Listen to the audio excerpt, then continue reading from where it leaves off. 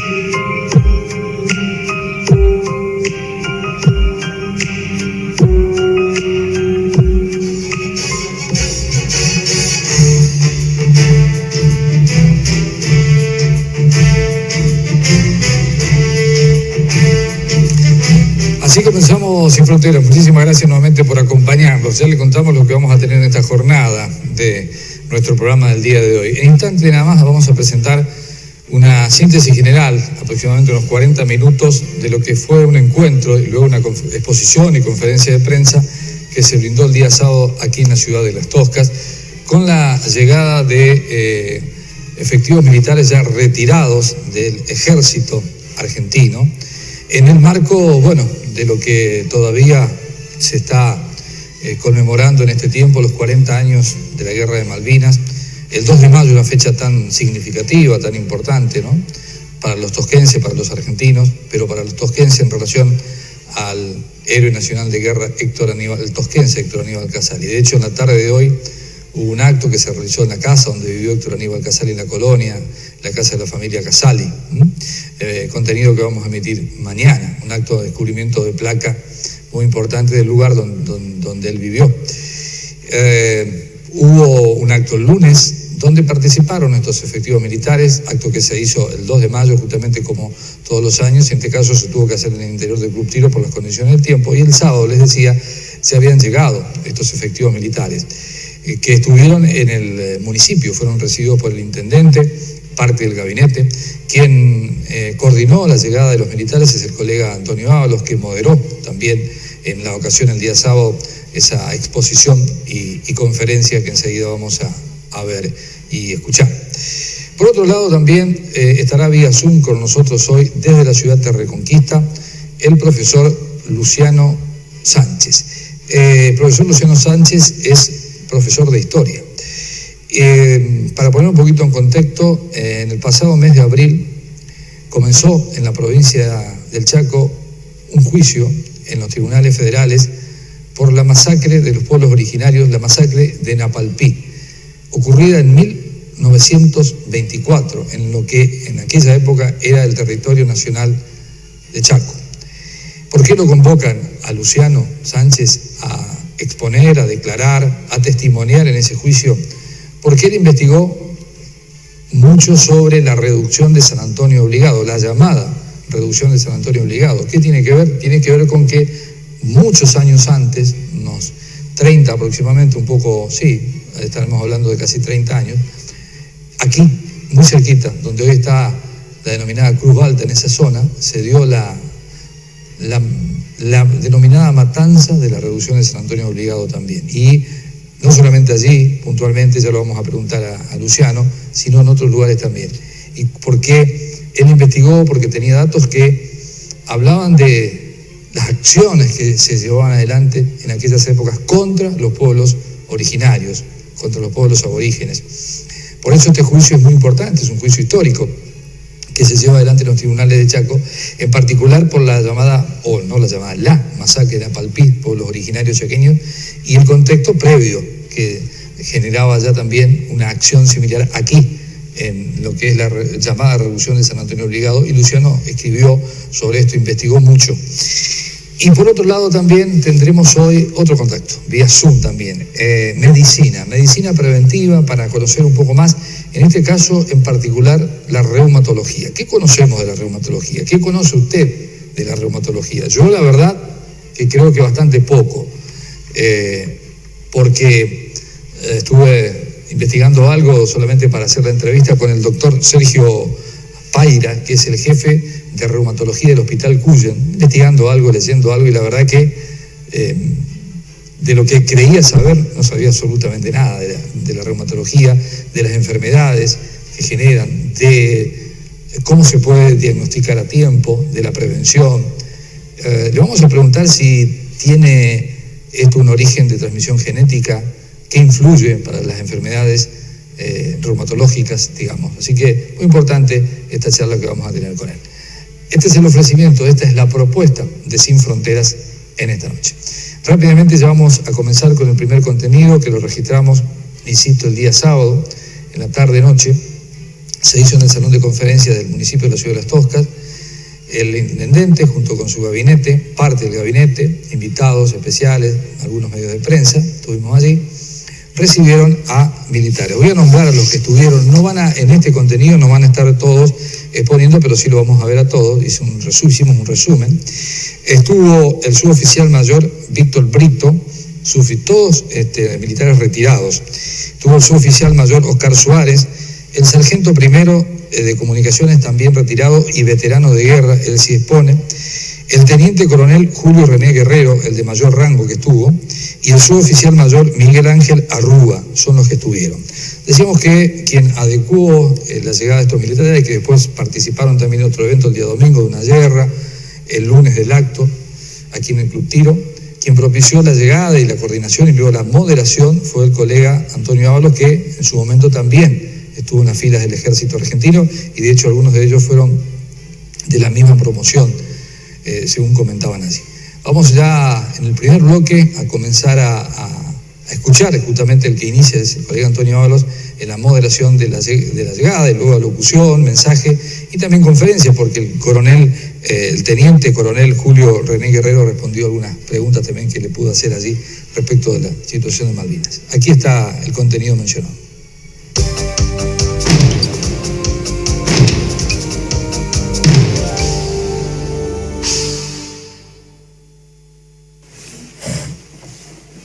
Gracias por venir en esta hermosa tarde que para nosotros es y será inolvidable, porque hoy nos visitan, en este caso todos desde Buenos Aires, pero también todos ellos provienen de distintas provincias que ingresaron al ejército allá por 1977,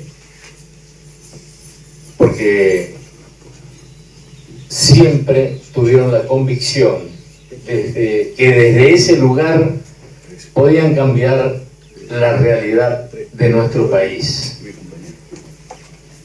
Hoy nos visitan el suboficial mayor Víctor Brito, el primero. El que lo sigue, suboficial mayor Oscar Suárez. El tercero es el sargento primero de comunicaciones, excombatiente de Malvinas, Juan Luis Aguilar.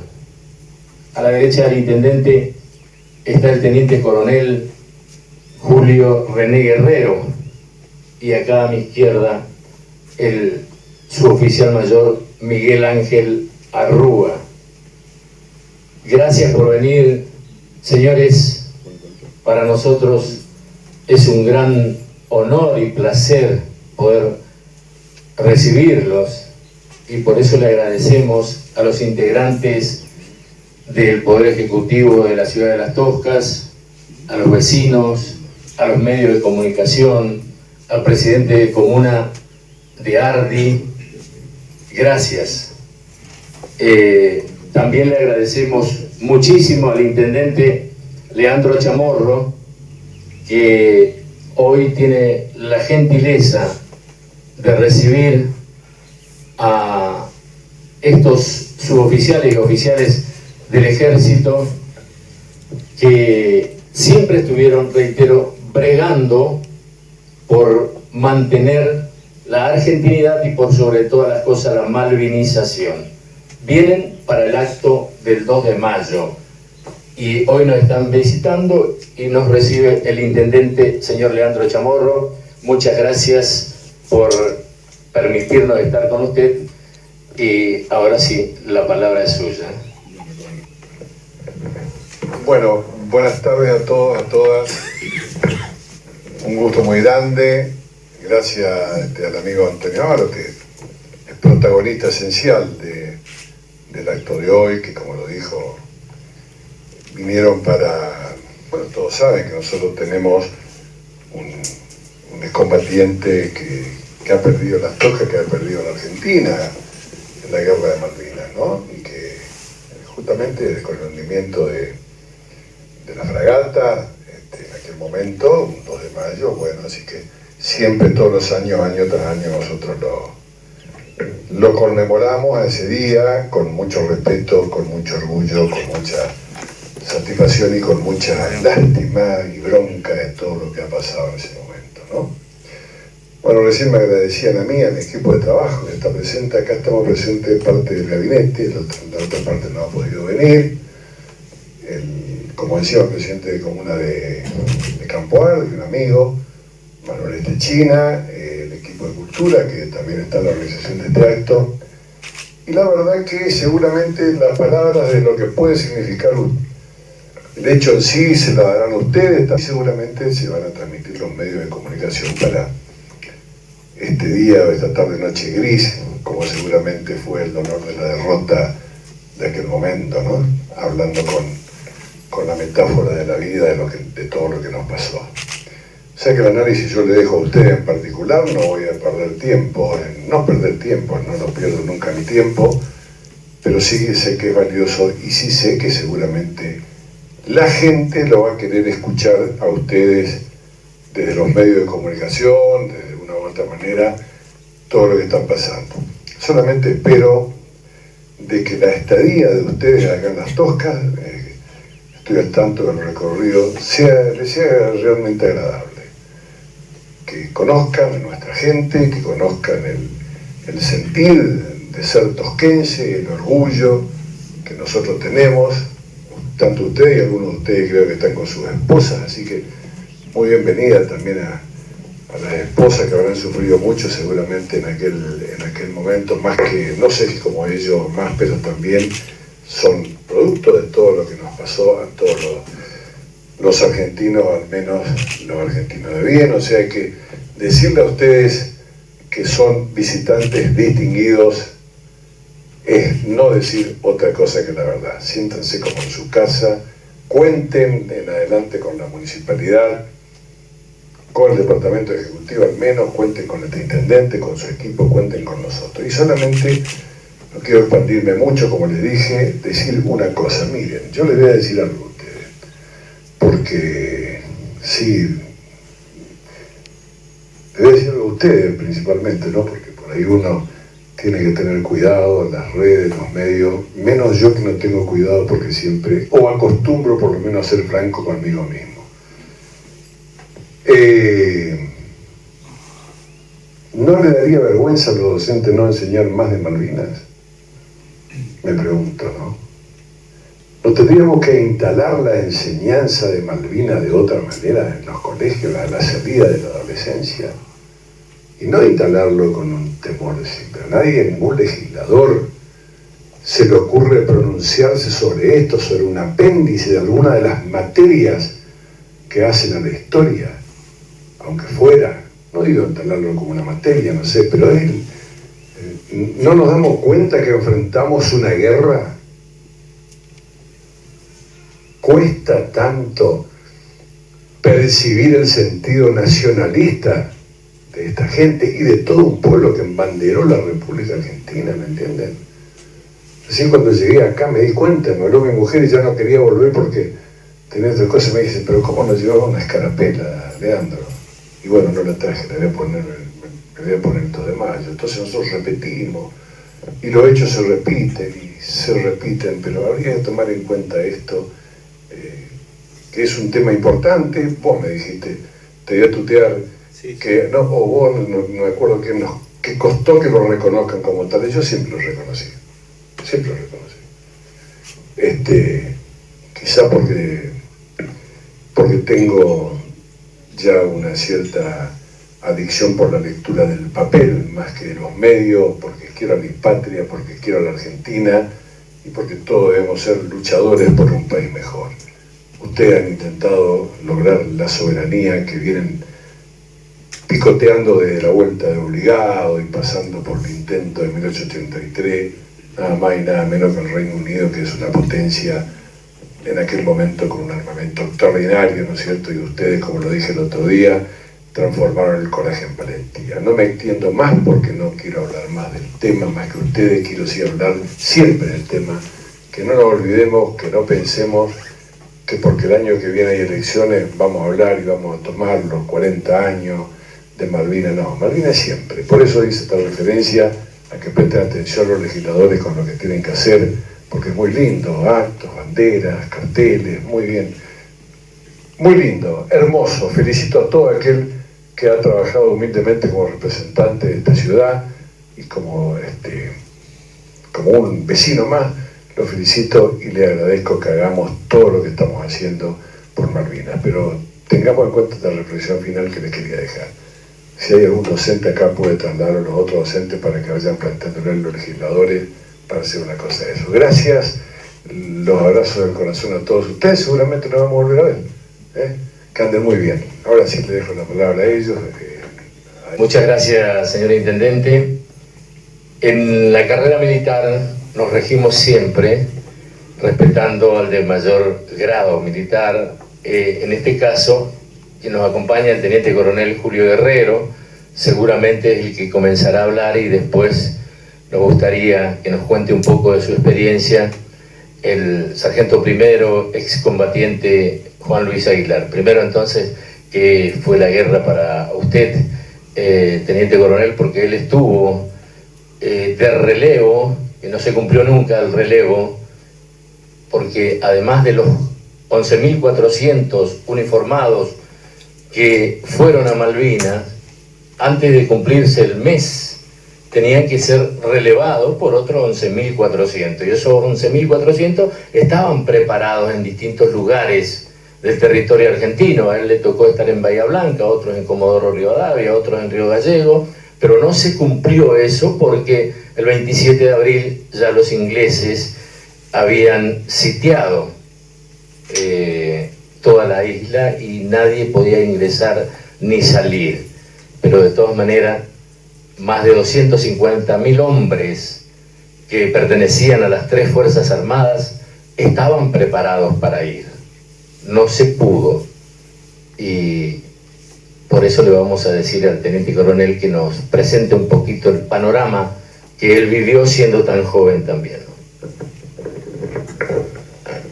Bueno, buenas tardes. En principio, quiero agradecer al señor Intendente y a su equipo de trabajo, porque la verdad que para nosotros es muy importante que un dirigente político, digamos, tenga esa visión con respecto a la gesta de Malvinas, que es una gesta que en un principio, digamos, fue una gesta que fue dejada de lado, que nadie le daba importancia, y que hoy a los 40 años resulta ser, digamos, un ícono para la República Argentina, para nuestro país. Entonces, mi agradecimiento, señor Intendente, por su compromiso, digamos, con esta gesta que para nosotros es muy importante. Y después, el agradecimiento también de permitirnos participar como soldados, digamos, porque nosotros somos soldados, más allá de la jerarquía que uno pueda tener en el ámbito militar, somos soldados porque tenemos un compromiso que nos une toda la vida, que es el compromiso a entregar la vida por la patria. Y en este caso particular a nosotros, como soldados, nos emociona mucho rendir homenaje a este soldado del Lara General Belgrano que entregó su vida cumpliendo su palabra. Porque muchas veces nosotros no le damos mucho sentido a ese juramento, que muchas veces es un juramento que lo repetimos desde la escuela primaria, secundaria, sin ser soldados como nosotros que nos entregamos para llegar a ese momento tan difícil, saber que no vamos a morir y caminamos y abrazamos la muerte en defensa de la patria. Así que para nosotros es muy importante, digamos, ese reconocimiento y que nos permita participar. Nosotros nos vinimos con mucha alegría cuando nos invitaron y especialmente cuando uno ve el compromiso político, digamos, de los dirigentes, porque realmente es lo que necesita esta gesta, digamos, transmitirlo, que nosotros también estamos comprometidos con Antonio y estamos haciendo un ciclo por estos 40 años en la radio y entrevistamos a amigos, compañeros nuestros que han tenido la oportunidad. Como decía, muchos, todos, como somos soldados, todos participamos del conflicto. Algunos en el Teatro de Operaciones, como Juan Aguilar, que es nuestro compañero y amigo, como el caso de este soldado que murió y entregó la vida a la patria, y así también un montón de amigos nuestros le ha pasado, y nosotros desde el continente nos seguimos preparando y nos seguimos acompañando para poder lograr esa victoria que tanto anhelamos. Y con respecto a lo que decían, realmente no se perdió una guerra, se perdió una batalla. Casualmente cuando se firmó, no se firmó una rendición, sino se firmó un alto de fuego porque no queríamos, no queríamos entregar ese suelo. O sea, la gesta y el compromiso, digamos, de todos los ciudadanos argentinos, cada uno de sus puestos de trabajo, no solamente nosotros que estamos en el Teatro de Operaciones, sino que todos, desde los dirigentes políticos, los ciudadanos, debemos trabajar, digamos, para que esta gesta continúe vigente. Entonces, para nosotros es un orgullo y un honor poder estar en este homenaje el día lunes. Hemos venido exclusivamente para eso y obviamente acompañarlo a ustedes desde nuestro corazón y con toda nuestra energía y homenajearlo porque la verdad que para el soldado que entrega la vida por la patria seguramente es lo que todos anhelamos cuando entramos y tenemos la vocación de ser militar. O sea, perseguimos esa finalidad que muchas veces a algunos se le da y a otros no. Pero bueno, es una finalidad que nos enseñan desde que entramos al ejército, en este caso nuestro, o a las Fuerzas Armadas. Así que bueno, nuevamente mi agradecimiento al señor Intendente y a su equipo de trabajo por la recepción que nos hicieron. Estamos muy cómodos y muy felices de estar con ustedes. Y bueno, seguimos comprometidos en difundir y transmitir a nuestros hijos, a nuestros nietos y a todas las personas el compromiso, digamos, de volver a buscar o acompañar a todos aquellos soldados que entregaron la vida por la patria y están hoy en suelo malvinense. Ese es nuestro objetivo mientras estemos en este mundo. Así que muchas gracias por su presencia acá y bueno, seguramente el día lunes estaremos compartiendo este hermoso homenaje a un soldado como fue el soldado de Lara General Belgrano. Muchas gracias.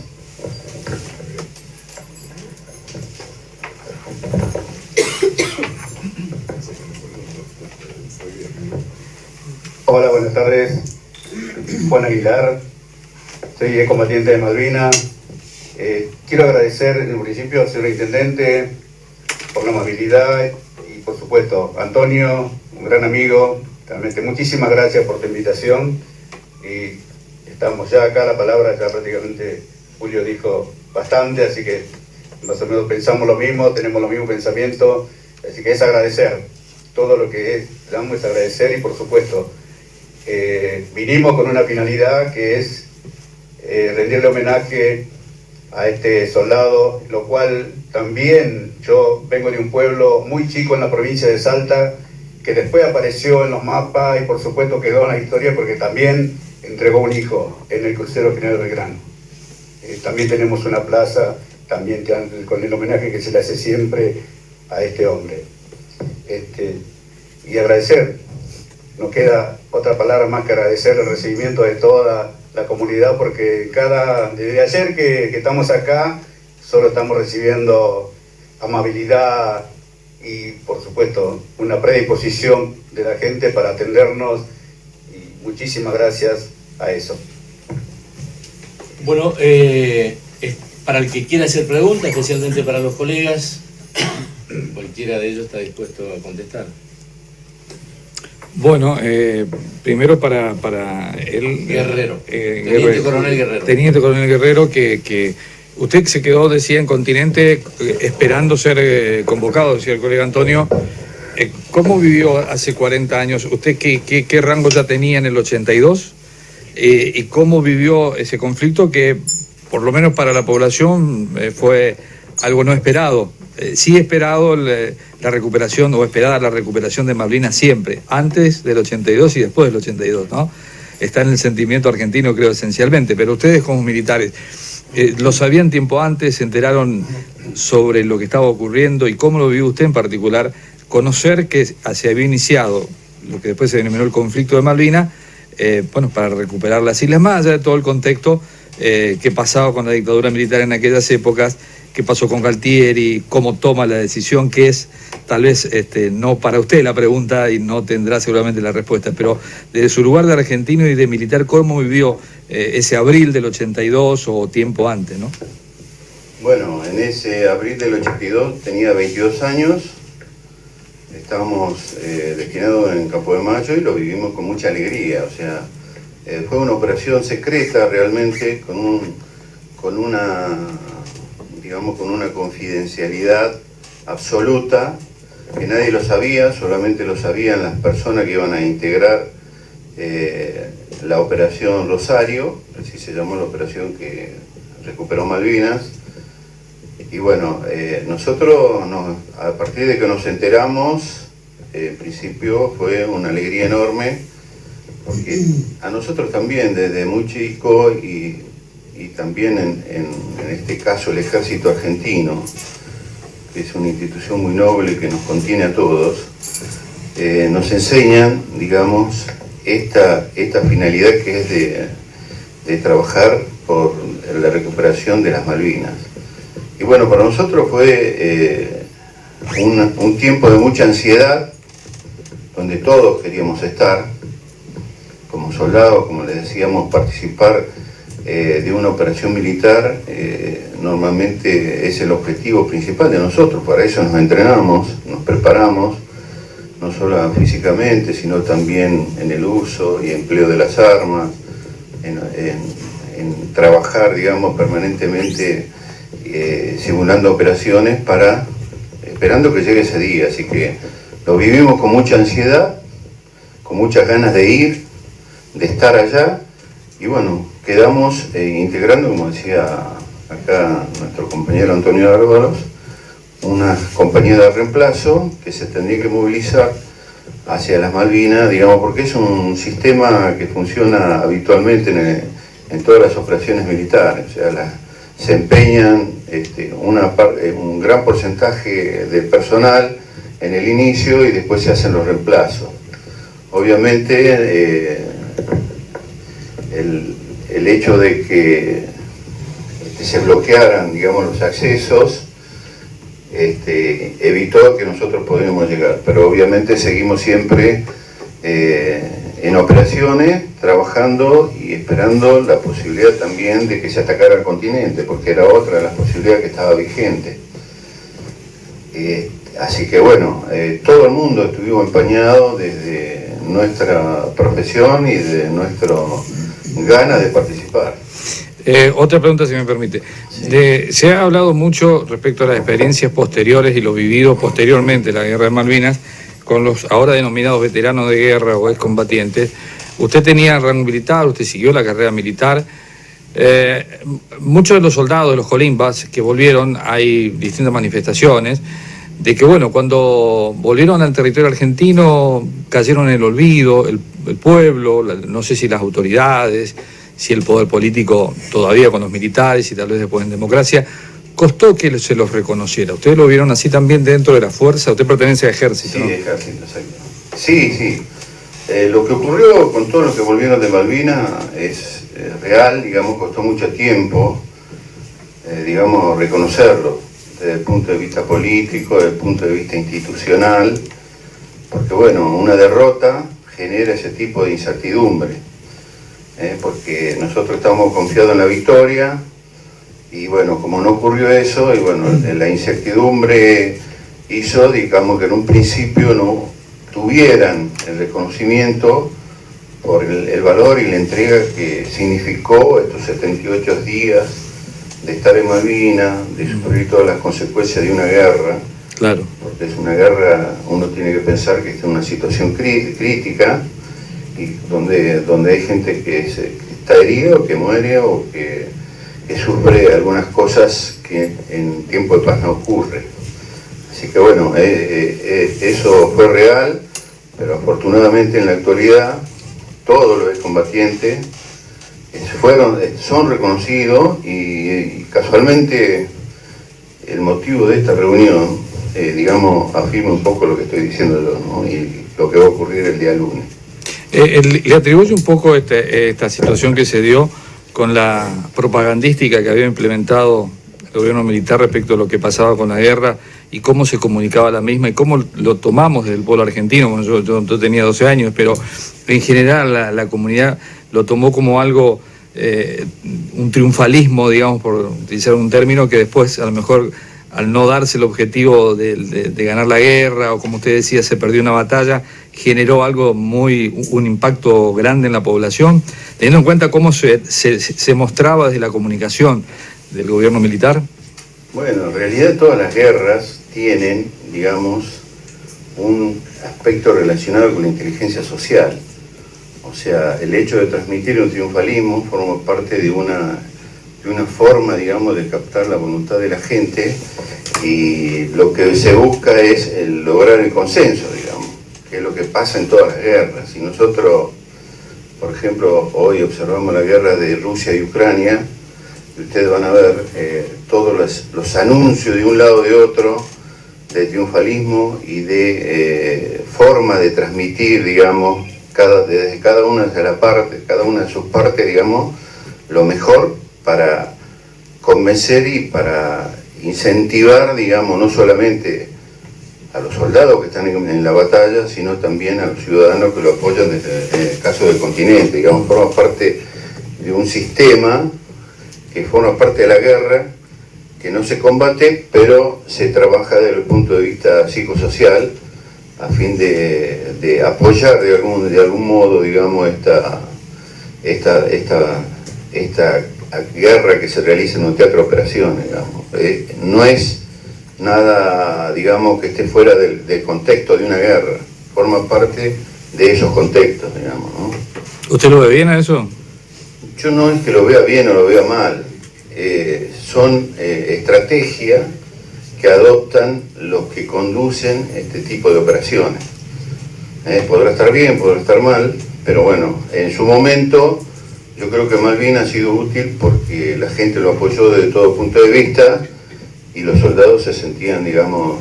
Pero útil, dice, para el gobierno militar que según, bueno, la historia que nos pueden llegar a contar, insisto, y cómo se dieron los hechos, pretendía seguir en el poder. Usted analiza eso, no lo quiero meter en No, yo creo que no, más allá del contexto político, digamos, sí, ¿no? Más allá del contexto político, lo que yo digo es que una guerra tiene muchas cosas y decisiones que se tienen que tomar con una finalidad que es de obtener la victoria. En ese contexto uno puede utilizar una serie de herramientas, por decirlo de un modo, para, primero, incentivar a los soldados que están en el campo de la batalla y para que la gente y la sociedad lo pueda apoyar. O sea, es algo que forma parte, digamos, en un escenario de un teatro de operaciones, digamos, cuando uno está en una guerra entre países. Por eso es que te daba el ejemplo, en el caso de Ucrania, es un ejemplo que vemos actual. en el presente, y con 40 años de diferencia lo que son las comunicaciones ahora y lo que era antes. Claro. Lo que le quiero dejar claro es que la pregunta no va, digamos, hacia usted, seguro, y te entiendo. no baja un ápice de la heroicidad que tuvieron en Malvinas, lo que hicieron tanto los oficiales, los que estaban como soldados de la patria, digamos, y los que estaban bajo bandera, los que eran oficiales y oficiales. No va en contra de eso mi pregunta, sino van para entender un poco el contexto de lo que usted decía sobre la propagandística, nada más, ¿no? Claro. Y dejando en claro de que forma parte, digamos, del escenario de guerra. Dejando en claro de que Memoria de Malvinas, parafraseando un programa muy bueno que también hay acá en la zona, tiene que ver con todo esto, conocer también la historia, y por eso la valorización que se hace de todos ustedes también en este presente. Por eso me parece muy importante y le agradezco sus respuestas, a eso me refiero. No, está bien. Lo comprendí de su pregunta de ese modo. Gracias. Vamos a molestar al excombatiente, sargento primero del Ejército del Arma de Comunicaciones, Juan Luis Aguilar. Él dijo recién, soy un pueblo muy chiquito de Salta, me tocó estar en el frente de batalla. Juan, te voy a pedir que nos cuente cuántos días estuviste en Malvinas, cuándo llegaste, cuándo lograste llegar nuevamente al continente, y principalmente dentro de tu cargo, luego de caer prisionero, eso es lo que conmueve a lo que te escuchamos. ¿Qué pasó? Bueno, llegamos a Malvinas, empecemos en el principio. Nos enteramos cuando estábamos dando instrucción en el campo a la clase 63, eran soldados nuevos, llevaban prácticamente, no habían llegado 2 semanas de instrucción con ellos, y nos enteramos a la madrugada del 2 de abril que Malvinas se había recuperado. A partir de ese momento se empezó toda la movilización para volver al cuartel, y de ahí empezaron a llegar los equipos para poder equiparnos y poder elegir la gente que podía ir a Malvinas. Yo fui designado jefe de grupo de una sección comando y seguridad para los centros de comunicaciones, porque pertenecíamos al arma de comunicaciones. Se tardó prácticamente una semana en equipar todo, y el día 7 de mayo partimos de acá de Buenos Aires a la zona de Río Gallego. En ese momento ahí nos quedamos hasta el día siguiente, donde terminaron de equiparnos, porque los equipos que teníamos acá no eran lo adecuado para llegar a enfrentar lo que era la parte del frío en Malvinas. Así que de ahí partimos el día 8, llegando el día 9 a la madrugada a Malvinas, que es el día en que pisé suelo malvinense, y de ahí empezamos a el lugar, a ver qué lugar nos tocaba para poder instalar parte de los equipos de comunicaciones para brindarle seguridad. En lo cual el grupo donde yo estaba quedó cerca de la zona del aeropuerto, donde ya había un regimiento de infantería, todo instalado también en defensa de Malvinas. De ahí el día de regreso, fue el 29 de junio. Yo el 29 de junio volví a mi cuartel. Ese fue el día de regreso. Durante ese periodo, todo lo que fue el periodo de abril fue de preparación, tanto de preparar los pozos de zorro para la defensa, instalar los equipos, instalar el armamento, que nos movíamos de un lado para otro buscando los mejores lugares, y hasta que el 1 de mayo nos sorprende el primer bombardeo aéreo a la madrugada, donde varios proyectiles lanzados por los aviones caen cerca de los lugares donde estábamos nosotros, y lo cual en el pozo donde estábamos nosotros justamente quedamos prácticamente aplastados, porque la bomba cayó bastante alejado, pero el suelo en sí, el suelo malvinense es muy esponjoso. La turba, que se llama, que es el pasto medianamente que crece en la zona, es muy frágil, digamos, y eso provocó que el movimiento de tierra y más lo que levantó la explosión tapara varios pozos de lugares de defensa que teníamos, llamados pozos de zorro. Ahí, como jefe de grupo, con prácticamente 21 años para cumplir 22, tuve que hacerme cargo de los 12 soldados, de lo cual tenía, que eran muy jóvenes, con 18 años, otros 19. Como siempre digo, de ser un joven, de ser muy chico, en ese momento uno tiene que madurar y pasar a ser hombre y ponerse en el cargo en el cual nos prepararon. Así que por eso siempre digo, pasé a madurar de un segundo al otro y hacerme cargo y ver llorar gente, tratar de auxiliar, yo también tratando de mejorarlo, porque no todos estamos preparados para algo así, no todos estamos preparados para ver, ni para sentirlo, lo que es una guerra.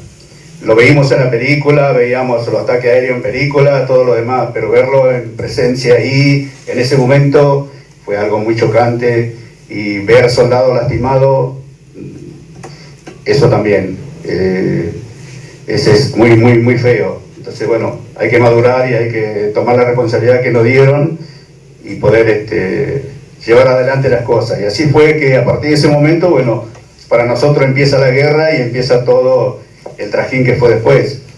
Porque después de ahí nos trasladamos y nos mudábamos de un lugar a otro, tratando de buscar lugares más seguros, pero las comunicaciones eran detectadas muy rápido, entonces había que moverse y empezar a hacer ubicaciones en otros lugares, tratando de buscar un lugar para poder. A partir de ese momento los ingleses empezaron a atacar tanto de la fragata durante el día, digamos durante la noche, y durante el día los aviones. O sea que estamos 24 horas alerta a eso.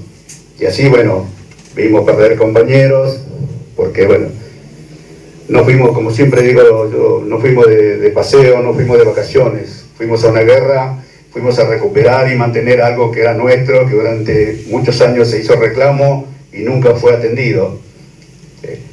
A partir de ahí, bueno, todo lo que mucha gente sabe y otros todavía no conocen muy bien sobre la historia de Malvinas.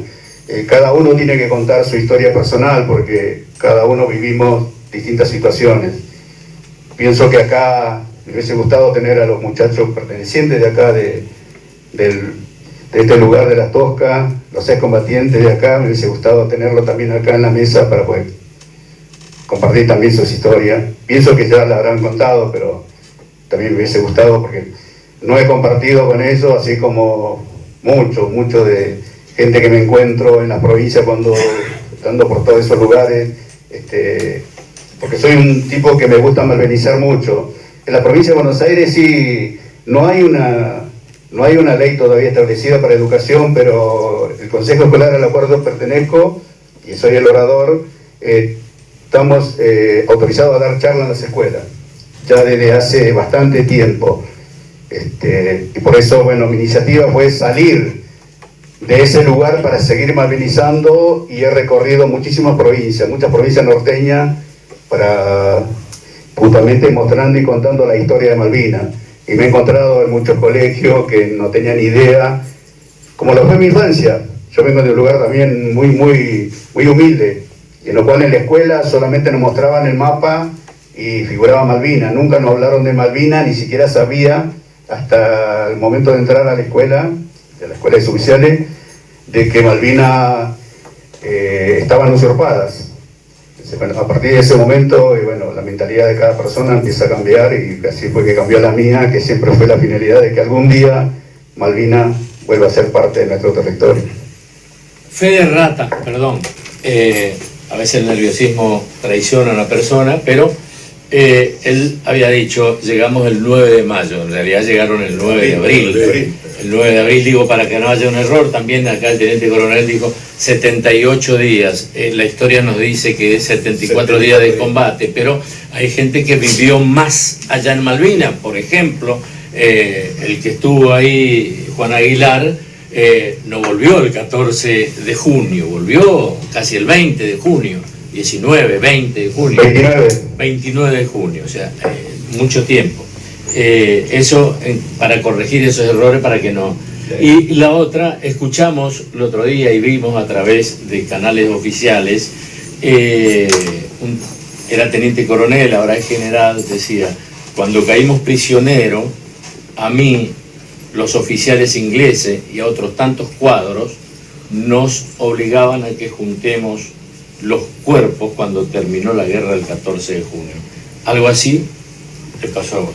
Sí, eso fue en el momento que caímos prisioneros, nos mandaron a la zona del aeropuerto, donde nos iban sacando el armamento, y como hay la zona del aeropuerto, hay como un pasaje hacia el pueblo en sí, que está muy cerca.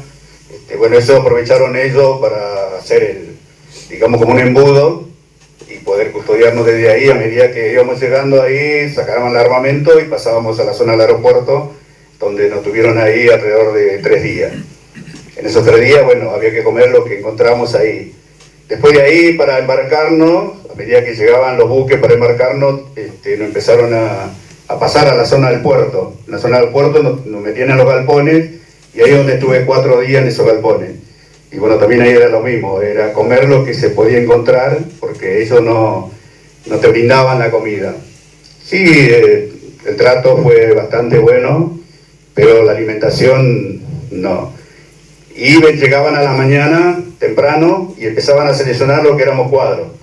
Nos hacían levantar la mano quién era cuadro. En un principio nadie quería levantar la mano porque no se sabía lo que era. Uno, lo primero que pensaba era: te van a fusilar, te van a hacer algo, alguna cosa, porque bueno, más a la gente de comunicaciones, porque sí han llevado gente para interrogar a la parte de comunicantes, oficiales o suboficiales. Pero era justamente para embarcarnos, nos embarcaban en un helicóptero y nos llevaban a la zona donde hubo los combates, y nos daban una bolsa, que era, nosotros usábamos una funda que era la bolsa de dormir, y era justamente para recoger cuerpos, embolsarlo, cargarlo en un carro donde iba tirado por una máquina que ellos tenían, un tractor grande, y nos llevaban a una fosa común donde ahí se lo depositaba. Me tocó hacerlo un día, y lo cual, bueno, después ya no quise levantar más la mano a los días siguientes, porque no, es algo que... Perdón. Para aclarar, gracias Juan, para aclarar, cuando él habla del término cuadro, cuadro significa, le dicen en el ejército, en cualquier fuerza armada, a los oficiales y suboficiales. Cualquiera sea el grado que tenga, cuadro del ejército son oficiales o suboficiales. En este caso él era suboficial.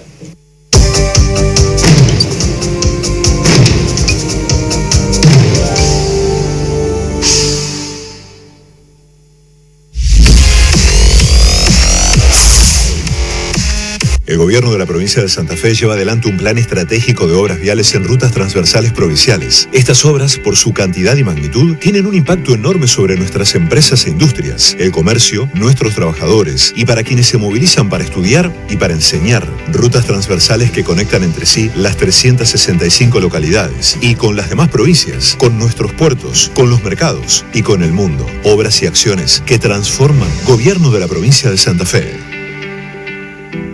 Descubrí oportunidades únicas en taninoweb.com.ar. La nueva sucursal online Tanino, para que compres lo que te gusta. www.taninoweb.com.ar. Promociones imposibles en modo extra contado y financiaciones especiales con todos los bancos. Tanino, todo nuevo.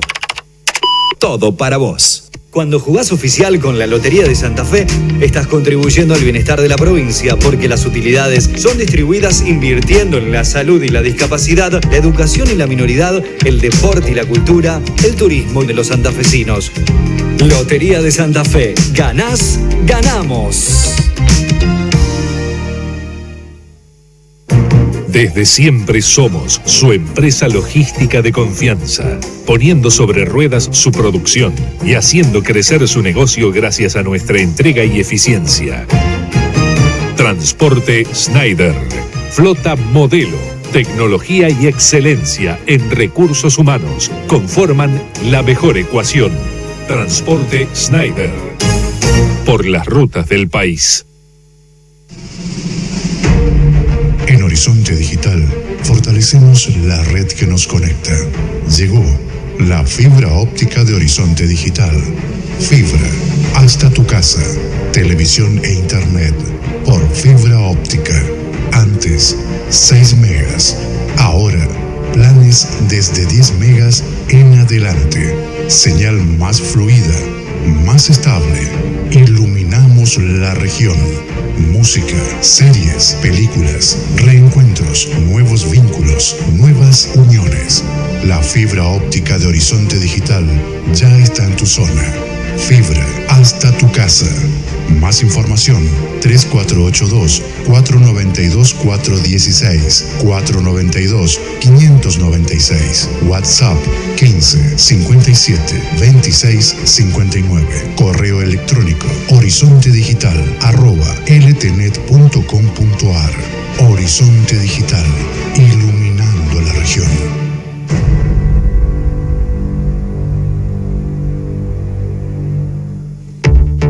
Kinesport LT. Licenciado, Eber Villar, Kinesiología Integral y Deportiva. Matrícula 1663. Rehabilitación traumatológica. Readaptación en lesiones deportivas. Actividad física, adaptada a la tercera edad. Fisioterapia, en el manejo del dolor. Tratamientos, pre y post quirúrgico. Contracturas musculares.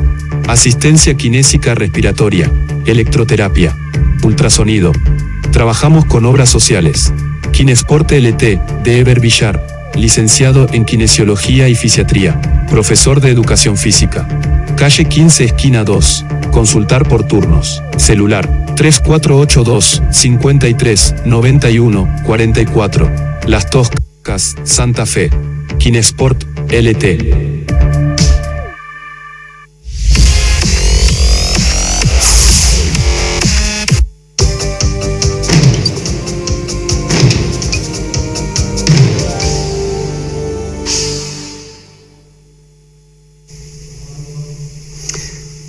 Continuamos con Sin Fronteras y lo anunciamos en el comienzo. También hoy seguiremos hablando de un tema que comenzamos a difundir la semana pasada con la doctora Jessica Galo, que es la responsable del área de reumatología del Hospital Central de la Ciudad de Reconquista. La doctora Galo nos contaba sobre estas jornadas que comenzaron la semana pasada en Avellaneda, jornadas abiertas para pacientes en general y para todos los interesados, que se hacen en el Salón Auditorium de la Ciudad de Avellaneda.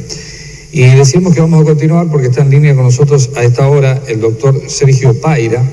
El doctor Sergio Paira es el jefe del área de reumatología del Hospital Cuye de la capital santafesina. Doctor, buenas noches, ¿cómo le va? ¿Cómo está? Un gusto tenerlo aquí en Sin Fronteras. Buenas noches, señor Iglesias. Un placer de estar con ustedes y poder conversar un poco de los temas que a ustedes les interesen, sobre todo para ese norte santafesino tan interesante y tan místico que siempre nos sorprende.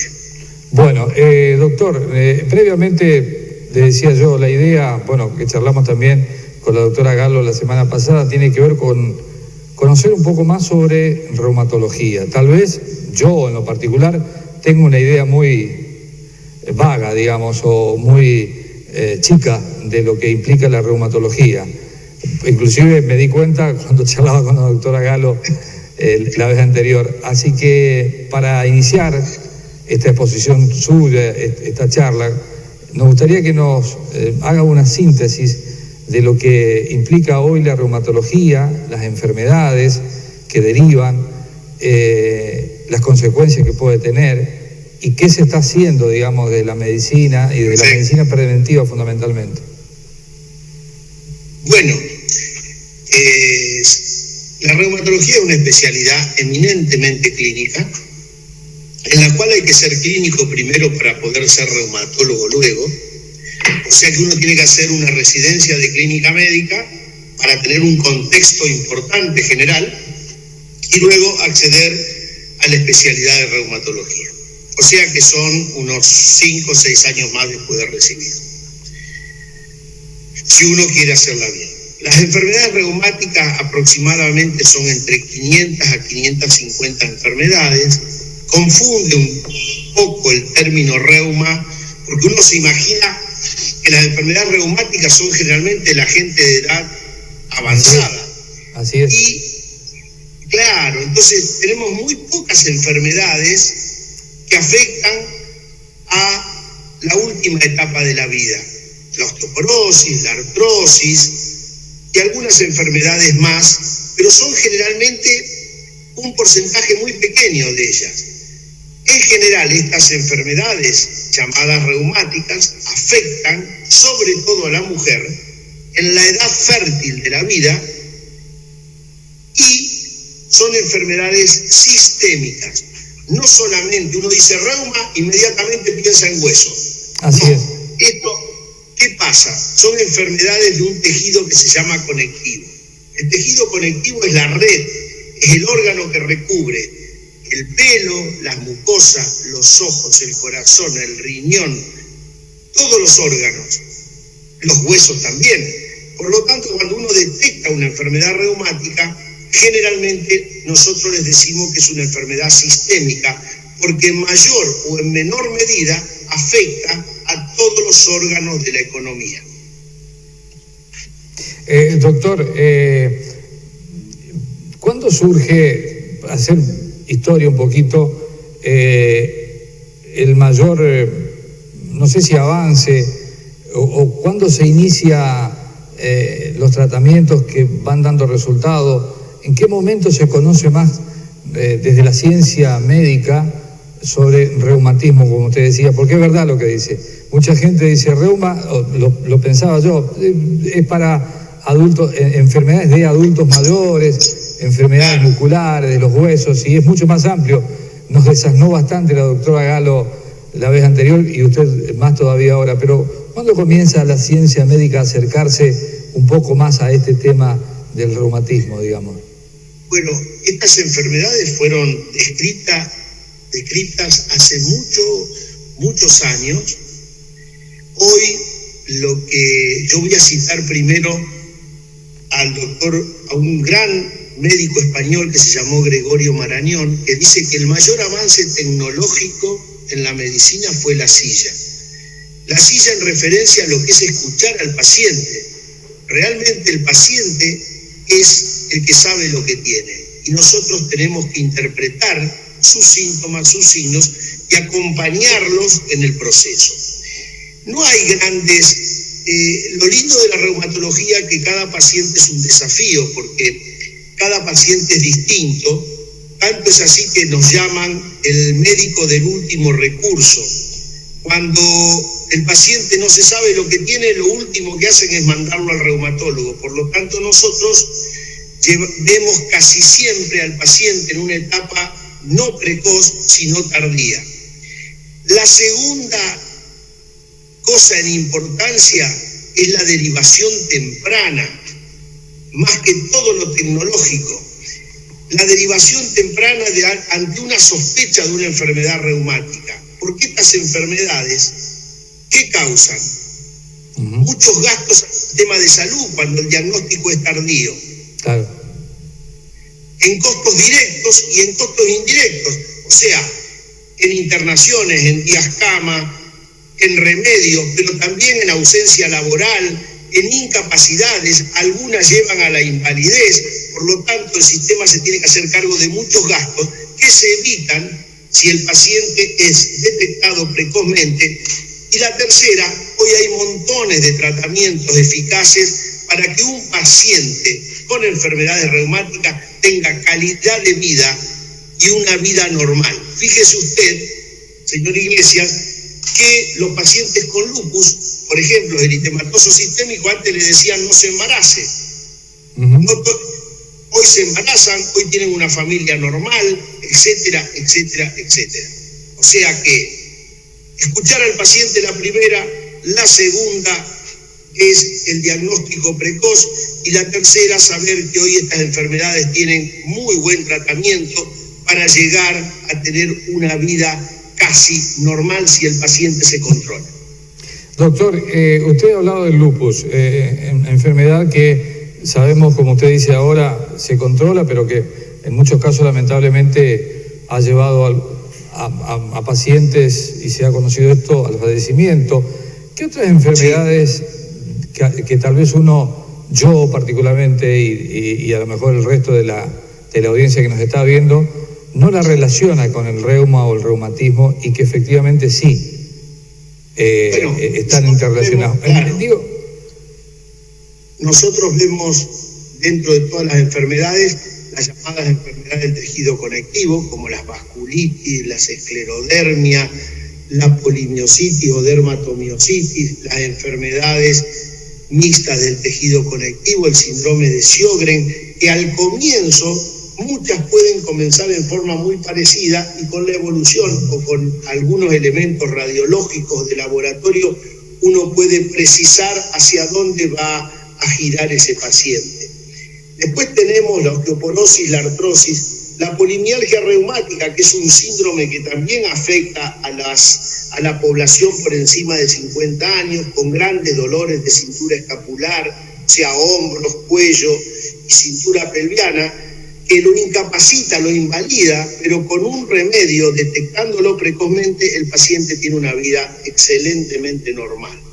En general, esas son... Después hay enfermedades más raras, hay enfermedades de cristales, ustedes las que más conocen, por ejemplo, es la gota, pero hay muchas enfermedades por cristales. La gota la causa un cristal que se llama urato monosódico, pero después hay dentro de las cristálicas cristales de hidroxiapatita que generan otro tipo de enfermedades, o de pilofosfato cálcico, que son muy parecidas a la gota, ¿sí?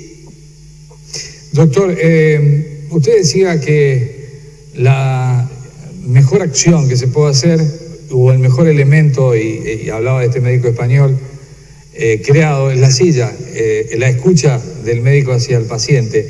¿Es común que un médico clínico que atienda descarte primero muchas otras enfermedades y después vaya para el lado del reumatismo, y también para los pacientes que puedan llegar a consultar, o hoy ya se tiene más en cuenta? Yo creo que hoy, a raíz de la promoción y de todas estas cosas que se hacen en el país y en el mundo, la reumatología ya ha ocupado un lugar preponderante y ya los médicos clínicos sospechan inmediatamente esta enfermedad. Lo que sí, como dice un dicho muy popular en el campo, cada lechón en su teta es la forma de mamar. Por lo tanto, nosotros lo que sí queremos es la derivación temprana, no por nosotros, sino porque está comprobado que los pacientes que son atendidos desde el inicio por el reumatólogo, su pronóstico cambia notablemente.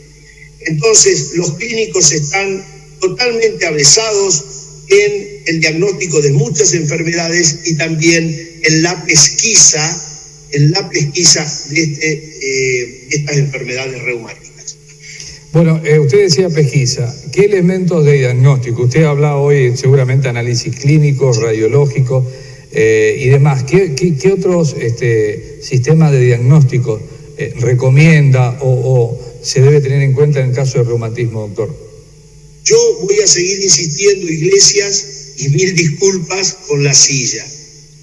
Porque nosotros, en muchos lugares, a los médicos hoy los obligan a atender en 10 a 12 o máximo 15 minutos por paciente. Claro. Y eso nadie lo dice. Por lo tanto, yo recalco que si el paciente no es escuchado, que es el único que tiene esa carga de síntomas y signos para contar, difícilmente lleguemos al diagnóstico. O sea, fundamental escuchar al paciente, que le cuente que le duelen las manos, que se le hinchan las articulaciones, que le salieron manchas en la piel, que no ve bien, que tiene dificultades para ver, que por ahí trae un análisis de orina y pierde proteínas, o que tiene dolor de pecho en gente joven.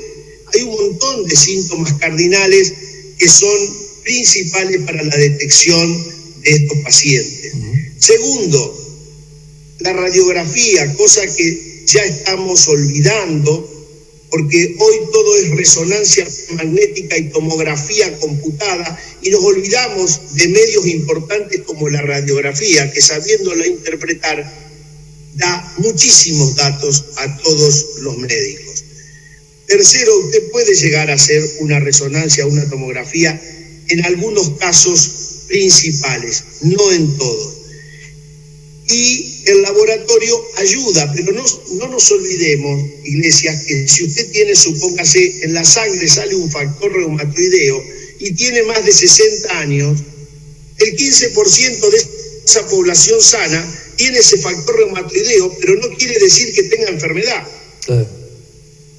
¿Se entiende? Porque es una anomalía del envejecimiento del sistema inmune.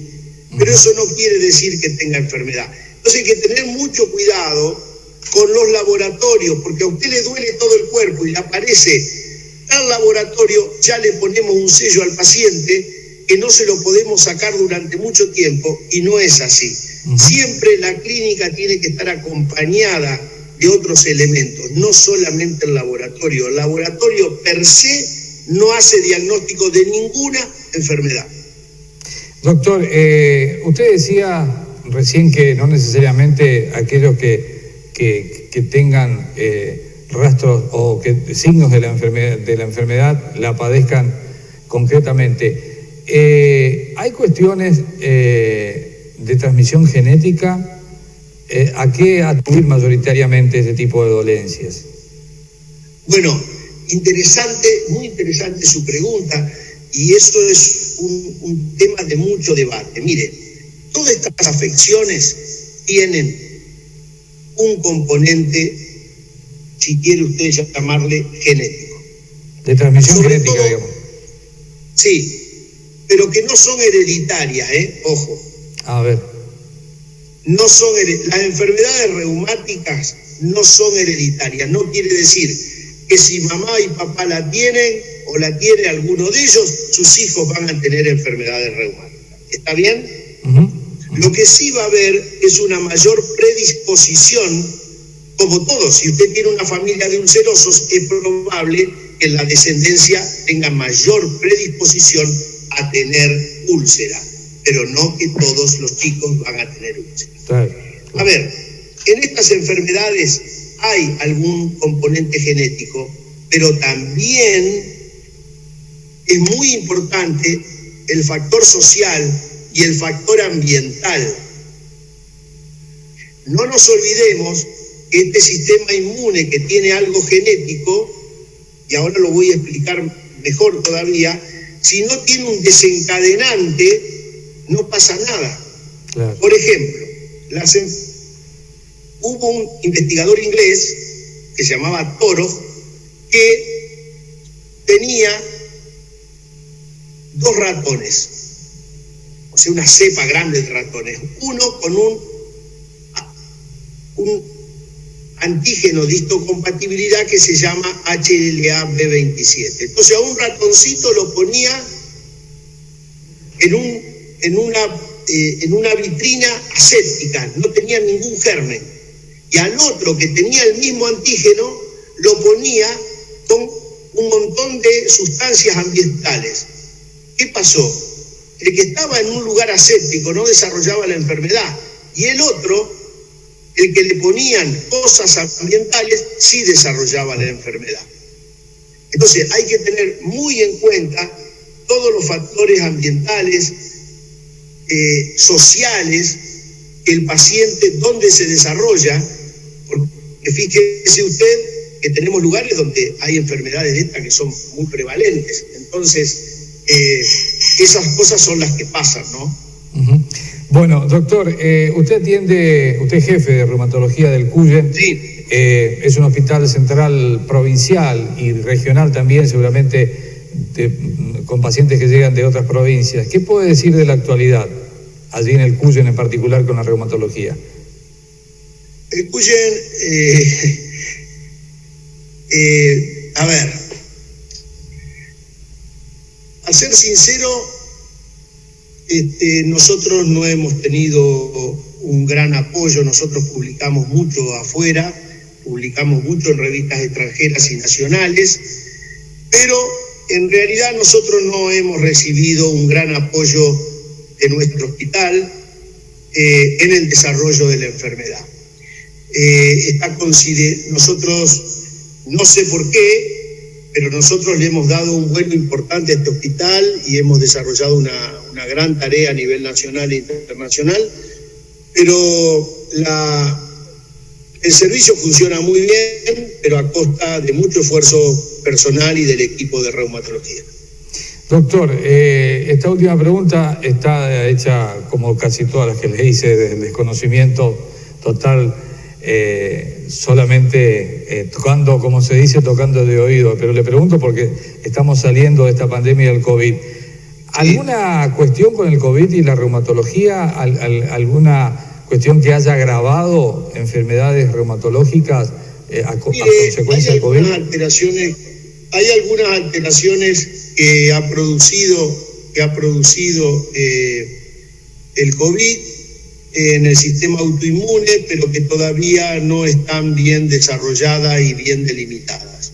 Le faltan un poco más de tiempo para el estudio de estas enfermedades.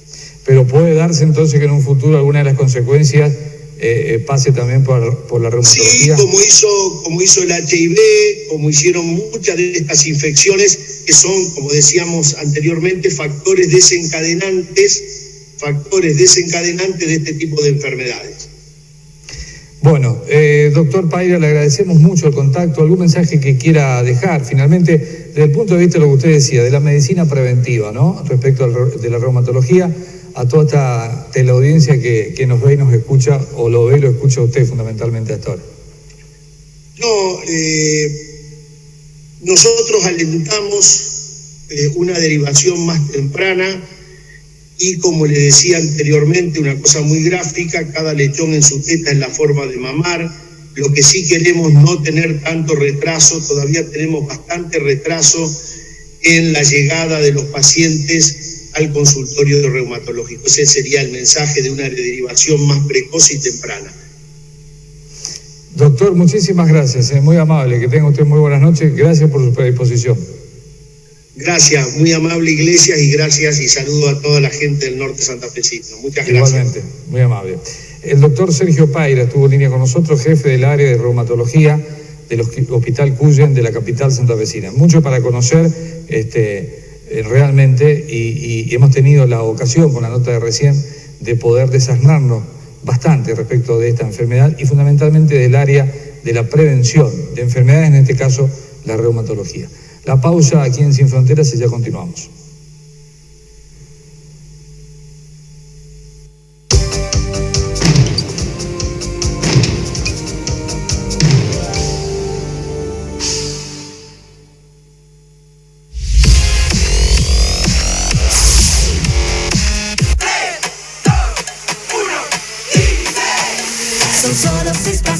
A la suerte hay que ayudarla. Con el Kini estás a 6 pasos de tus sueños. ¿Qué esperás para cumplirlos? 654-321 Kini 6. Si vas a circular en moto, recordá llevar siempre con vos tu DNI, cédula de identificación del vehículo o autorizado, licencia de conducir y seguro al día. Está prohibido circular más de 2 personas por motovehículo y siempre tenés que usar casco. Antes de salir, chequea las luces y los frenos. Cuídate vos y cuidá a los demás. Circulá despacio. En esta ciudad, amamos la vida. Gobierno de la Ciudad de Las Toscas. Intendencia Leandro Chamorro.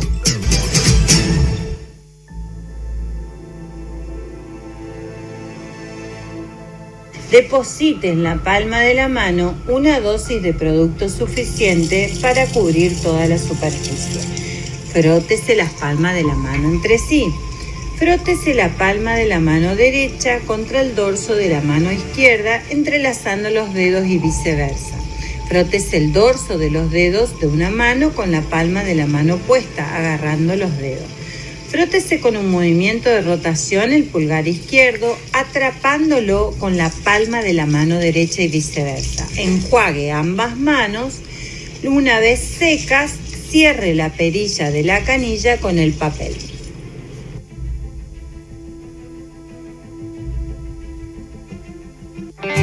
Si estás pensando en la casa propia, esta es una gran oportunidad. Se encuentran en venta 25 loteos en Barrio Codesert, de diferentes dimensiones y excelente ubicación.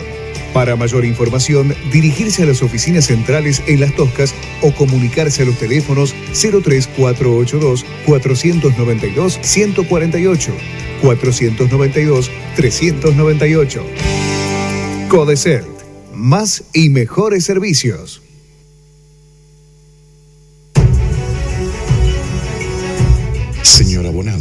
Si usted posee pagos pendientes de los servicios de Horizonte Digital, regularice su situación.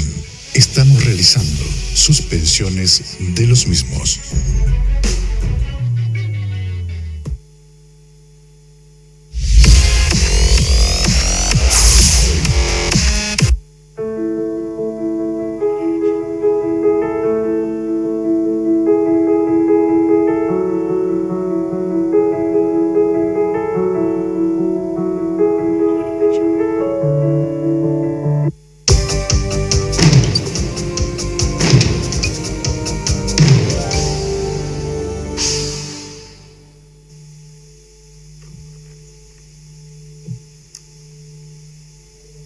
Bien, continuamos con Sin Fronteras y ya vamos a dar inicio a nuestro programa del día de hoy con el primer contacto, lo decíamos que vamos a tener vía Zoom.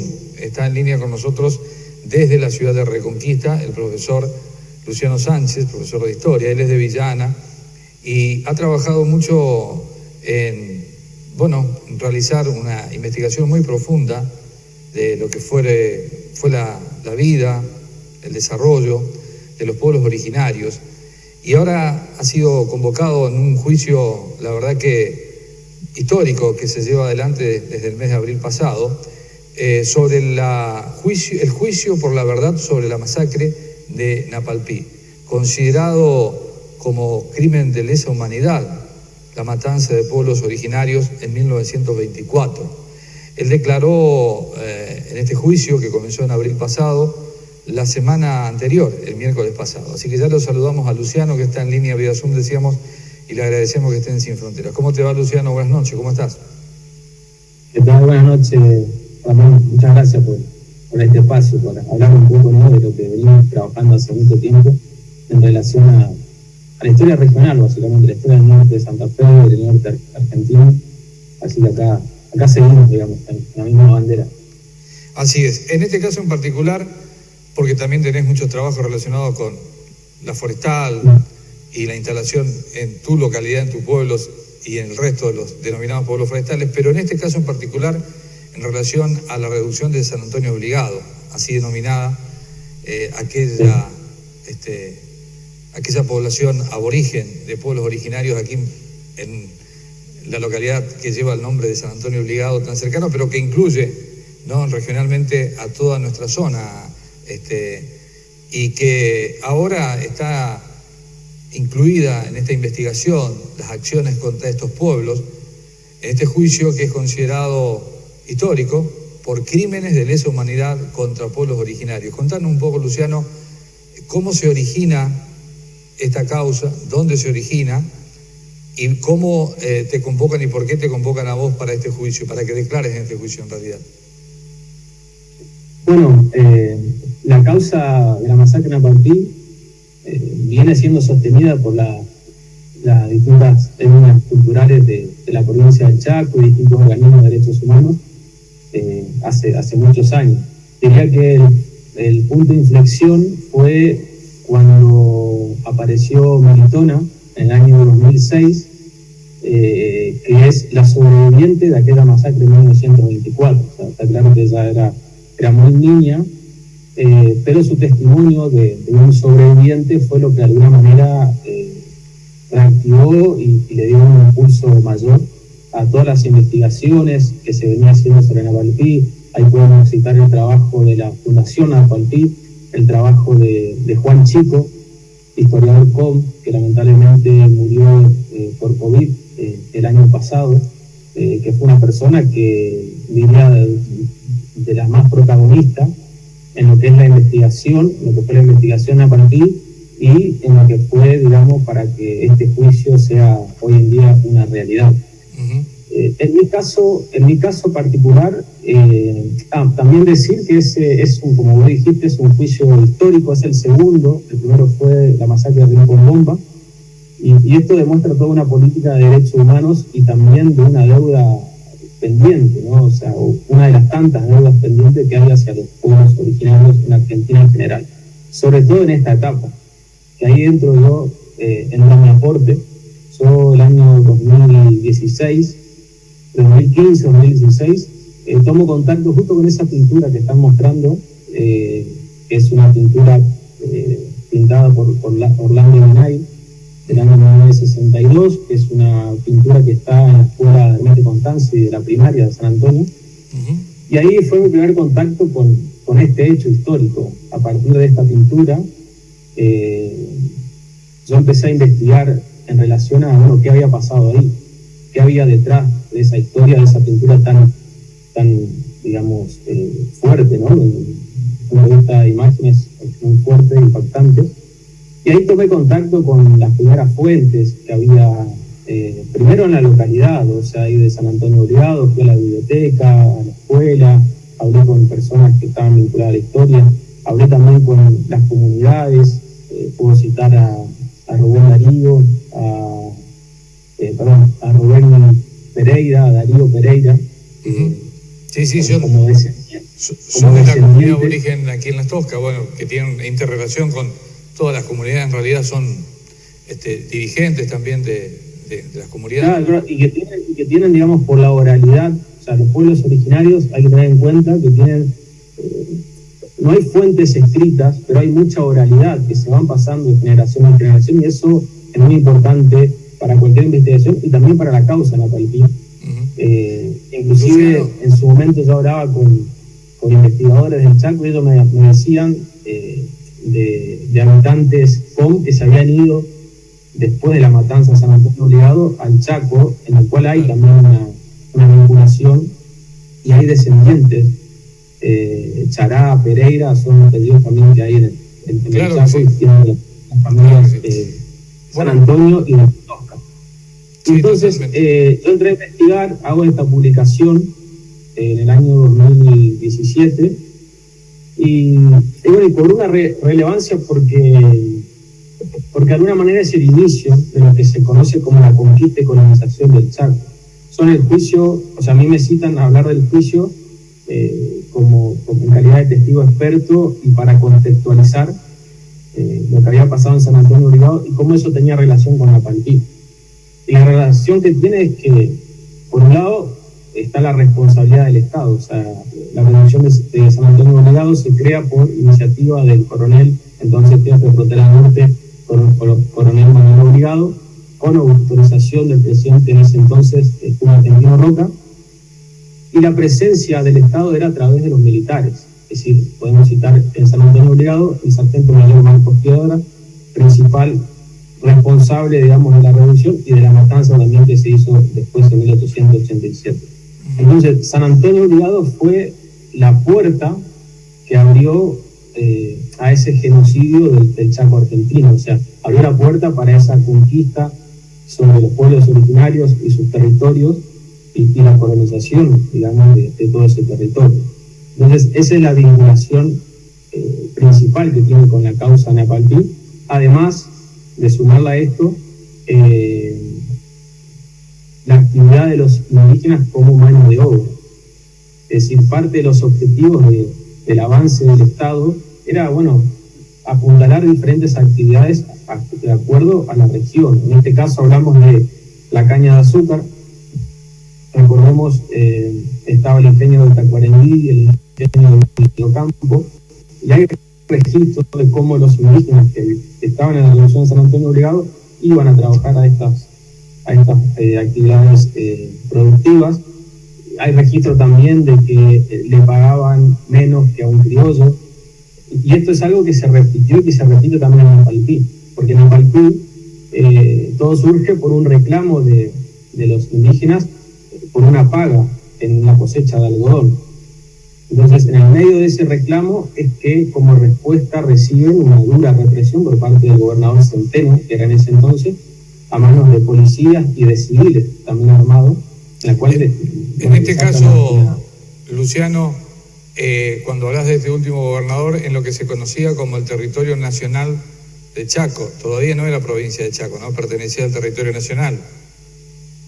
Claro. Y ahí hay también un trasfondo histórico en relación a las fronteras.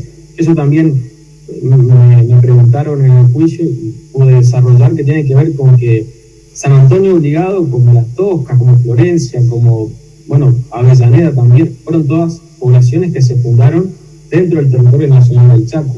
Claro. es decir, eran parte de ese territorio. Lo que pasa es que después, en 1886, por medio de una ley nacional primero, una ley provincial después, se autoriza el corrimiento de la frontera norte hasta el paralelo 28, que ahí también se relaciona con esta otra historia, o sea, porque esas tierras después se usan para pagar la deuda externa que la provincia tenía con una banca inglesa, que con ese, digamos, capital de tierra es que se instalan principalmente capitales británicos en el territorio. Entonces, también está de trasfondo ese conflicto, que fue parte del detonante de la rebelión de San Antonio Obligado y después, bueno, de la matanza que sucedió. Luciano, quedó en contexto que el juicio se inicia en la provincia del Chaco por la masacre de Napalpí y que tiene relación con San Antonio Obligado. Hablabas de la matanza de San Antonio Obligado, veíamos ese cuadro que pintó, decías, Orlando Binagui, un hombre de San Antonio Obligado. Y la verdad que es muy fuerte, porque esto ocurrió a principios del siglo XX, 1924. Una matanza tremenda. Hay un memorial hoy en lo que se llama la Cruz Alta. Bueno, con el correr de los años me parece que se le ha dado la significancia que esto tiene, el reconocimiento, la visibilidad, el espacio de los pueblos originarios. Pero, digo, es tan fuerte, tan impactante que me gustaría que nos sintetice qué pasó, cómo se dio esa matanza, que fue posterior a la participación, me parece, y a la vida de otro gran personaje en esta historia, que fue el padre Fray Hermete Constanzi, que estaba en la otra vereda completamente, estaba del lado de los pueblos originarios.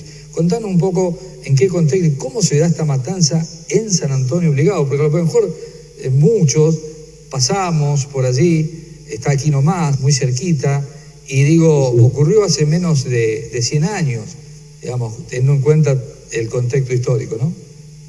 La verdad que la historia de la revolución de San Antonio Obligado, sobre todo los primeros 15 años, es intensa, compleja y atraviesa muchos elementos para analizar y comprender lo que era esa época y lo que era, digamos, ese proyecto nacional que desde el Estado se impulsaba.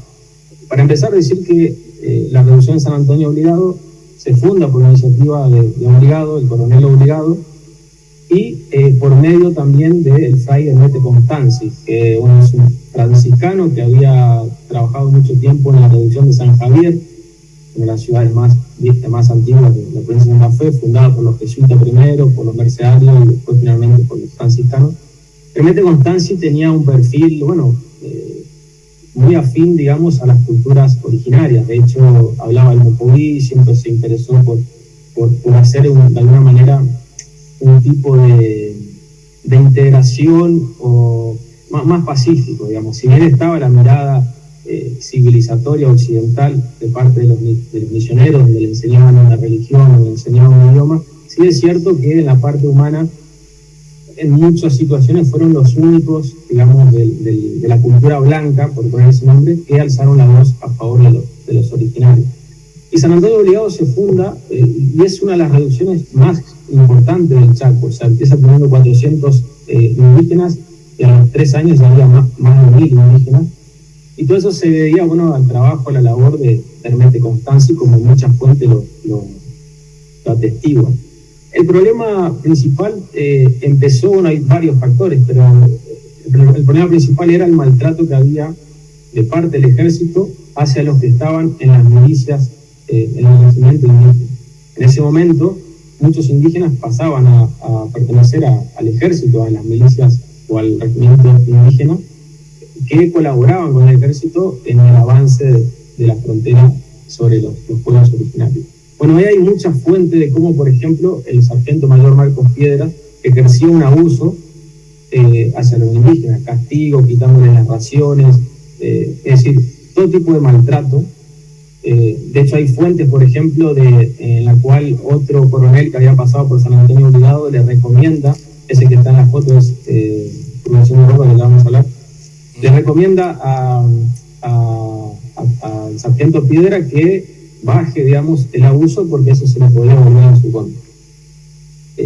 Pero el detonante, digamos, de la rebelión, seguida de la matanza, es el pedido de una niña indígena.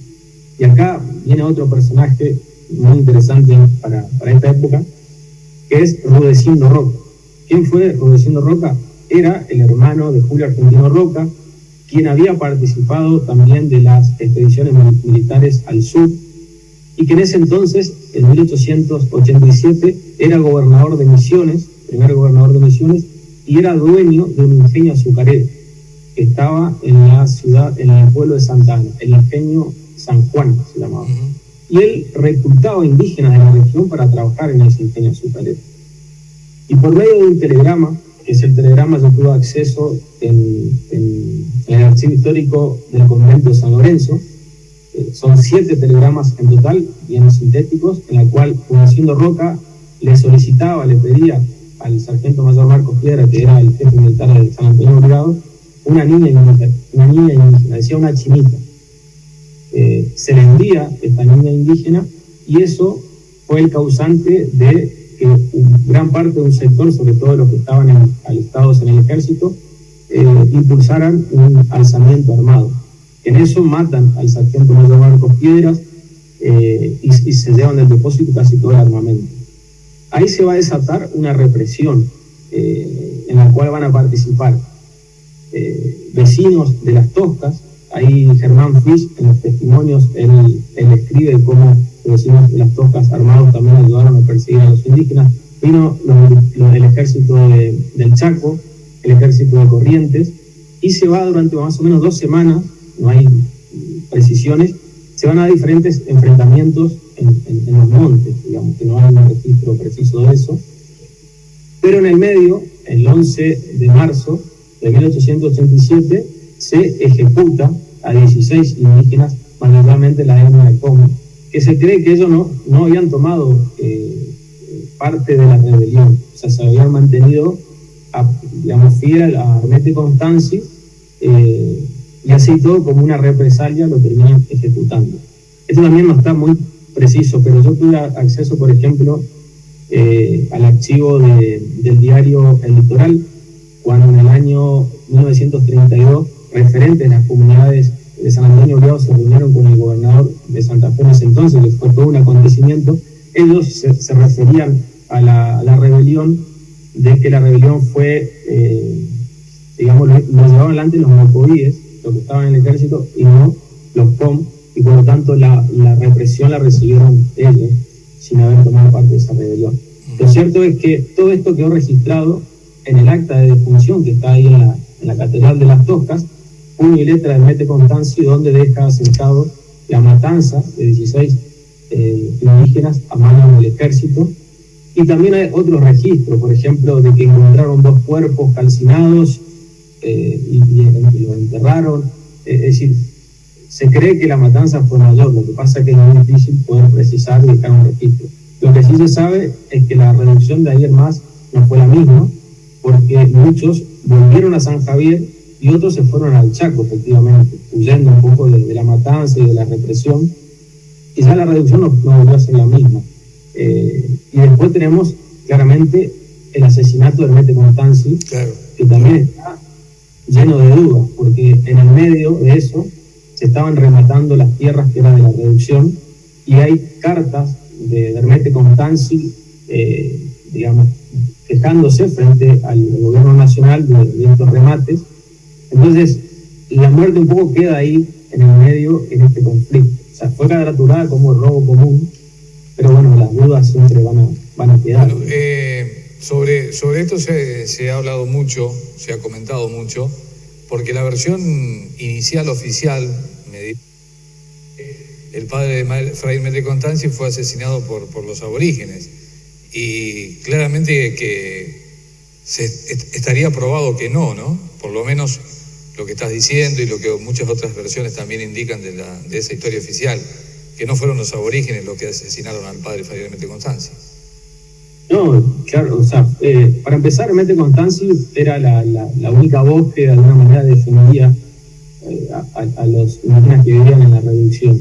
Y por testimonio de los descendientes, claramente ellos se sienten ofendidos cuando los acusan de la muerte de Armete Constanzi, porque los reivindican como una persona importante y que de alguna manera se jugó por lo que ellos querían en ese momento.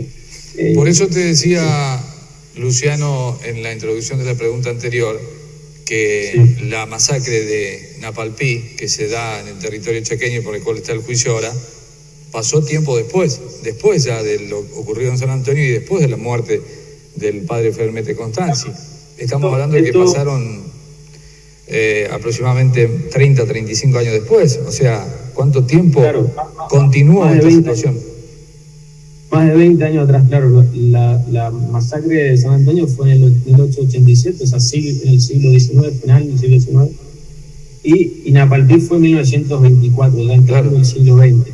Lo que pasa es que ahí ya hablamos de que se había consumado la colonización prácticamente de todo el territorio. No quedaban reductos ya en la cual el Estado no tenía presencia. Y ahí se impuso el modelo productivo. Es decir, esto que yo decía al principio, los obrajes, la caña de azúcar, el algodón, eran todas actividades productivas en las cuales los indígenas aportaban sus brazos, digamos, y lo que pasó en Napalpí, digamos, ya. Digo, de esto hay muchos ejemplos de cómo los explotaban, cómo le pagaban menos, cómo le hacían creer una cosa después de otra. Lo que pasa es que en Napalpí, claramente, la masacre fue tremenda. O sea, se habla inclusive hasta de 1000 muertos. Hay muchas fuentes al respecto, de 500.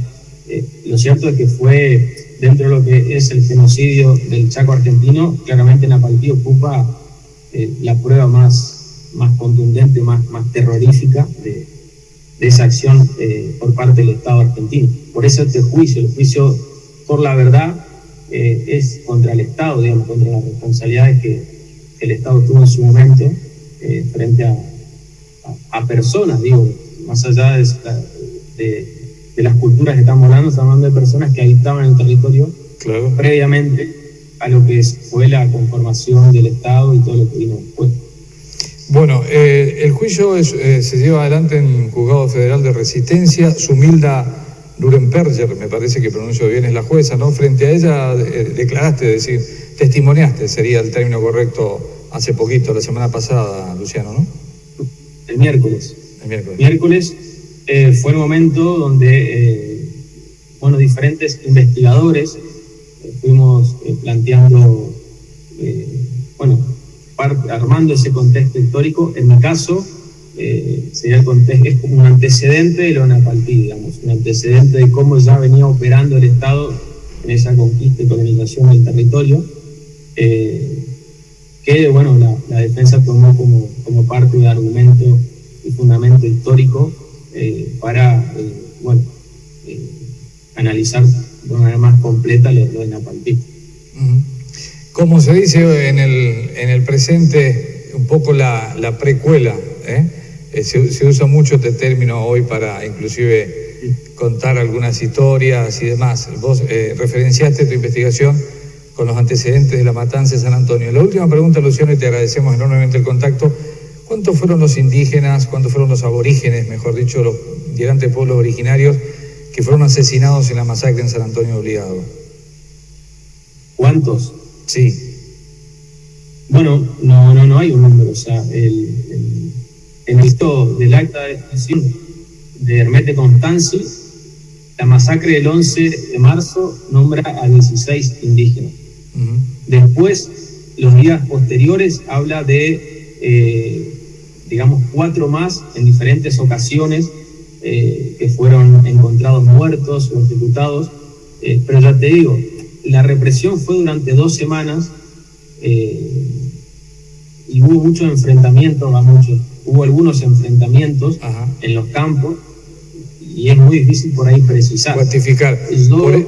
Por eso la pintura que nos remite a una historia tan trágica y mucho más del presente o contemporánea en Argentina, que la pintura de una fosa común, ¿no? Que hace Osvaldo Vinay, que es la que vemos allí. Sí, tremendo. Por eso iba a decir, vos imaginate que en 1887 la revolución de San Antonio Obligado había más de 1000 indígenas, eran muchísimos. hay 2 cuerpos que lo encuentran calcinados casi en el monte, un poco de pura suerte. Es decir, era muy común ese tipo de muerte, en la cual, bueno, se enterraba en fosas comunes, o sea, se eliminaba la evidencia, y después, encima al pasar tanto tiempo, es muy difícil todavía poder hallar los lugares o los sitios, porque las personas, los testimonios van desapareciendo. Lo mismo ocurre cuando se habla de la masacre en la Forestal, la matanza de los obreros de la Forestal, que la única cifra que se dice que eran 600 trabajadores. Pero ahora decir dónde están esos 600 trabajadores, y es muy difícil porque la represión fue en el monte, y como vemos en las pinturas, muchas veces se desaparecían los cuerpos de esa forma. Bueno, Luciano, te agradecemos mucho, te comprometemos cuando puedas para hablar de este último tema que tanto investigaste también y tenés escritos y estás permanentemente publicando sobre la Forestal, que hay tanto para seguir contando. Te agradecemos mucho la charla. Por ahí, lo último para cerrar, es decir, mi trabajo sobre San Antonio Obligado es apenas un dossier. Ahí hay mucho todavía por investigar, por profundizar, hay muchas fuentes que es necesario poder consultar. Digo esto porque está abierta, la investigación, y está bueno, porque parte de esta cosa fue que visibilizó el tema, y por ahí hoy en día se lo trabaja en la escuela. A mí a veces me llaman, me consultan, me preguntan, y es una forma también de aportar a esa reconstrucción histórica de nuestro norte, y por otro lado también incentivar a seguir investigando, porque ahí, repito, como en la Forestal, todavía queda un largo camino por andar. Muchas gracias, Luciano. Que tenga una muy buena noche. Muchas gracias. Hasta luego. Hasta luego. Bueno, el profesor Luciano Sánchez, profesor de Historia, declaró en el juicio sobre la masacre de Napalpí, que se lleva adelante un juicio por crímenes de lesa humanidad contra pueblos originarios en la provincia del Chaco, y él haciendo referencia, como decía, sobre lo que investigó de la matanza en la reducción de San Antonio Obligado, que fue algunos años antes, ¿no? Y que nos referenció tan específicamente aquí en Sin Fronteras. Recién, a través de este contacto que tuvimos vía Zoom, porque él está en la ciudad de Reconquista, desde Villana, pero trabaja allí en la ciudad de Reconquista. Tras la pausa, continuamos en este miércoles con más Sin Fronteras.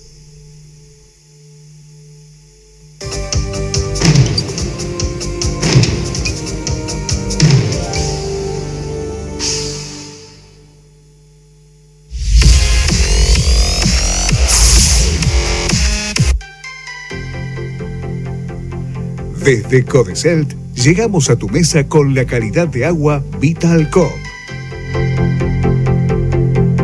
Para su envasado, tenemos una moderna planta automática que garantiza la excelencia del producto final. Los bidones que reutilizamos son lavados con sustancias especiales antes de ser llenados y tapados. Y renovamos su presentación. Chequea que el agua que estás consumiendo es auténtica, identificando el nuevo precinto de seguridad, que es un sello de calidad que brinda Vital Coop. Llama gratis al 222 y consulta bonificaciones por cantidad. Comunícate con nuestros distribuidores y te llevamos a domicilio. Codecel, 66 años, pensando en vos. Billetera Santa Fe cumple un año, con más de 1.350.000 usuarios y más de 30.000 comercios en toda la provincia, con reintegros de hasta el 30% y 5.000 pesos mensuales. Seguimos cuidando el bolsillo de la familia santafesina, un programa del gobierno de la provincia de Santa Fe. Prendete a lo nuevo en Chemes y compra lo que estás buscando en hasta 12 cuotas sin interés y 40% de descuento. Y con Billetera Santa Fe, obtené un 20% de reintegro. Entra a chemesweb.com.ar o vení a nuestras sucursales. Elegí lo que querés y te lo llevamos gratis. Chemes, prendete a lo nuevo. Desmotadora Romelio H. Schneider Sociedad Anónima.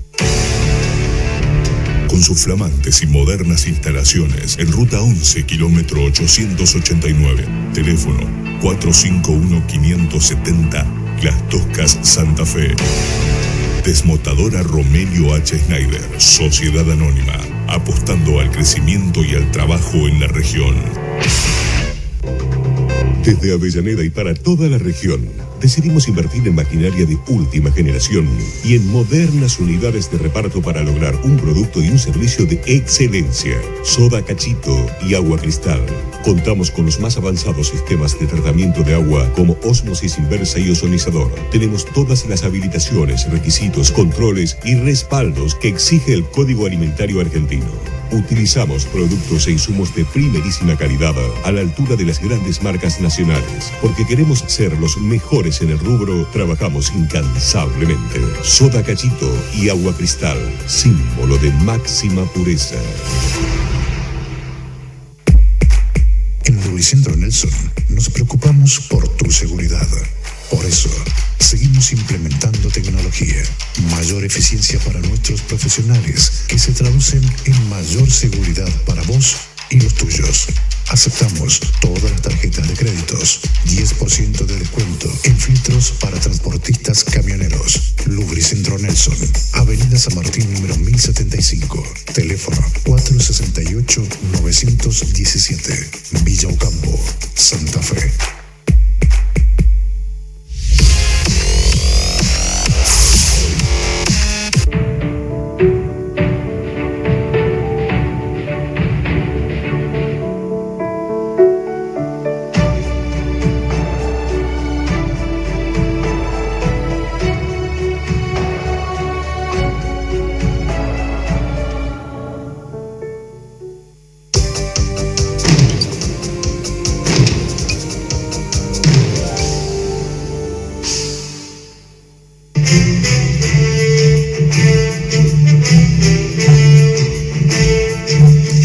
Bueno, muy bien.